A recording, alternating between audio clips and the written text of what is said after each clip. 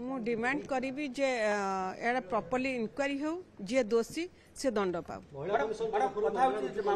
Already आमे सोमट case take up करिछु एवं DCP को हम चिट्ठी करिछु जे ठीक से इंक्वायरी करा जो एवं जे प्रकृत रे दोषी से दंड पाऊ।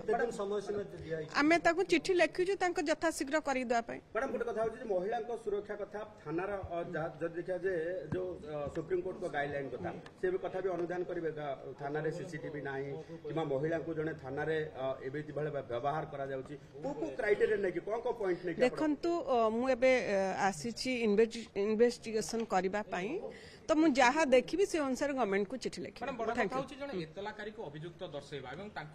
देखो जहाँ इनक्वारी चलुची इनक्वारी चलुला बेले इन्वेस्टिगेशन चलुला बेले एडा पब्लिक को किछि कहबा उचित नुहे किंतु कमिशन तरफ रु आमे पूरा तीक्ष्ण नजर रखीजु जे प्रॉपर्ली इन्वेस्टिगेशन हो आ जे दोषी से दंड पाओ।